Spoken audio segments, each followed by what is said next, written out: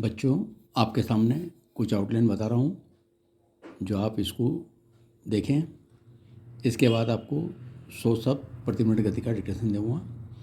जैसे रेलवे आपको लिखना है तो सेंट्रल रेलवे, सेंट्रल करके र से काट दें।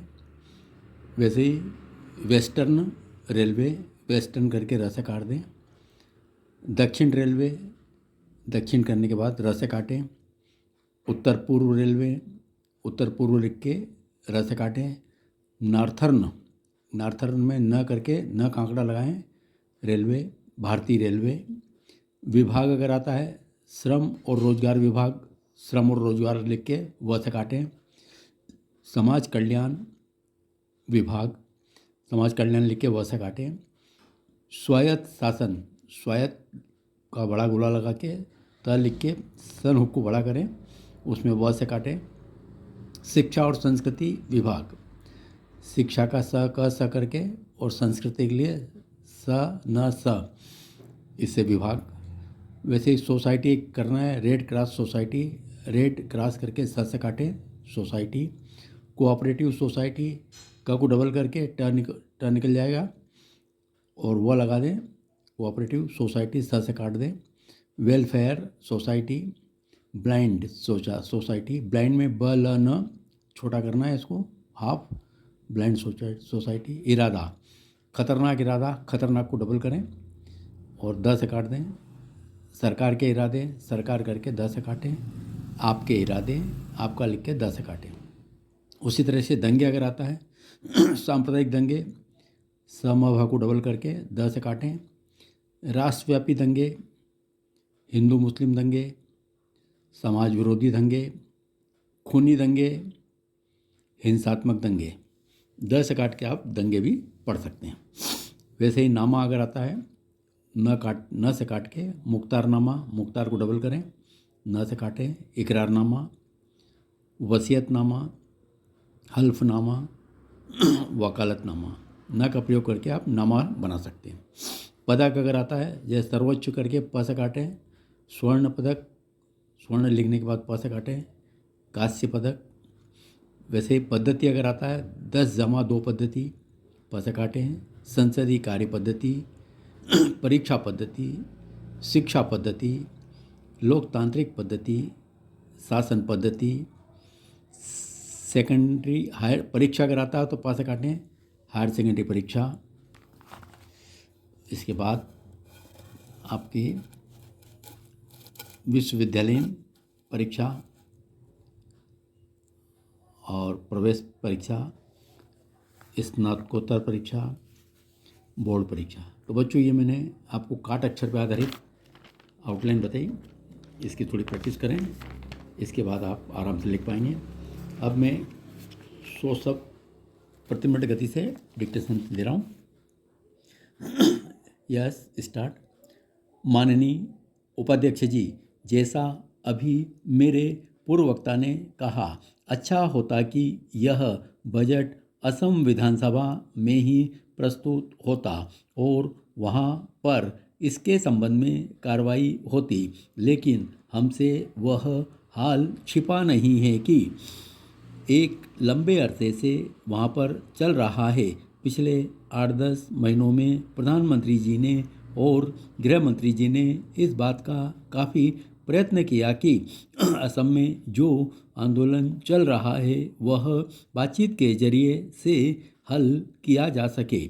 विरोधी पक्ष के माननीय सदस्यों की तरफ से भी बार बार यह कहा गया कि इस आंदोलन के अंदर पृथकता की भावना है, इस आंदोलन के अंदर सांप्रदायिकता का विषय और इस आंदोलन से हमारे देश की एकता को जबरदस्त खतरा है। इसलिए इसका कोई न कोई राजनीतिक हल ढूंढा जाना चाहिए, लेकिन यह बात किसी से छिपी नहीं है कि राजनीतिक हल क्या हो। जब इस बात पर विचार होता है तब राय एक नहीं होती, बल्कि मुझे तो दुख के साथ कहना पड़ता है कि कुछ दल तो साफ तौर से आंदोलन का समर्थन करते हैं। कहाँ से धन आ रहा है कौन धन दे रहा है, इसके संबंध में अनेक प्रकार के विवाद हैं, अनेक शंकाएं हैं।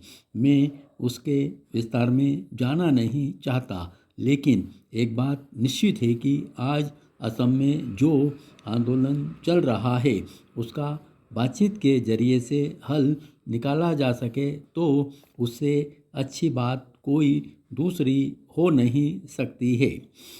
यह बात भी साफ जाहिर है कि वहाँ पर आंदोलनकारी जिन मांगों को लेकर चल रहे हैं, मैं समझता हूँ विरोधी पक्ष भी उन मांगों को पूर्णतया स्वीकार करने के पक्ष में नहीं है, और अगर उनको स्वीकार कर लिया जाए तो उसका असर देश के कई दूसरे हिस्सों पर भी अलग अलग तरीके से पड़ेगा। पेरा कहा यह जाता है कि पिछले 30 साल के कांग्रेस के शासन में यह खराबी वहाँ पर पैदा हुई, विदेशी लोग वहाँ पर पहुँचे, लेकिन मैं कहना चाहता हूँ कि 30 साल बाद जब जनता पार्टी का शासन आया तो क्या जनता पार्टी की सरकार ने इसे आंदोलन के शुरू होने से पहले इस संबंध में विदेशी लोग वहाँ पर आकर ठहर गए हैं, क्या कोई कार्रवाई की? 2 साल तक जब तक कि जनता पार्टी का विघटन नहीं हुआ था, असम में कोई आंदोलन नहीं था, कभी भी कोई कदम उठाने की बात नहीं की गई। जब असम में आंदोलन शुरू हो गया तो भारतीय जनता पार्टी कहती है कि उनकी मांगें वाजिब हैं, उनकी मांगों का समर्थन किया जाना चाहिए। 1977 में जो आम चुनाव हुए उस चुनाव के समय तक कहीं यह बात नहीं उठाई गई। सभी लोग उस चुनाव की वोटिंग में शरीक हुए, फिर भी प्रधानमंत्री जी ने और दूसरों ने कहा कि 1971 के बाद जो लोग आए हुए हैं उनके संबंध में जांच पड़ताल करके कार्रवाई की जाएगी। इस समस्या का हल निकालने के लिए सरकार की ओर से प्रत्येक प्रयत्न किए गए, लेकिन दुख के साथ कहना पड़ता है कि भारत सरकार ने बातचीत का जो हाथ बढ़ाया उसको आंदोलनकारियों ने गलत समझा। उन्होंने समझा कि अधिक जोर लगाकर चलो तो कुछ न कुछ और हमको लाभ होगा। ऐसी नौबत भी आ गई कि पहले अगर बातचीत का निमंत्रण दिया जाता था तो आने के लिए वे लोग तैयार हो जाते थे, लेकिन वे अब कह रहे हैं कि बातचीत करनी है तो असम में आकर करो, दिल्ली आकर हम बातचीत नहीं करना चाहते। इससे आभास मिलता है कि बातचीत और रियायत को वे सही स्पिरिट में न लेकर यह समझ गए कि ज़्यादा दबाव डालने से इस समस्या का हल ज़्यादा आसानी के साथ निकल आएगा। धन्यवाद।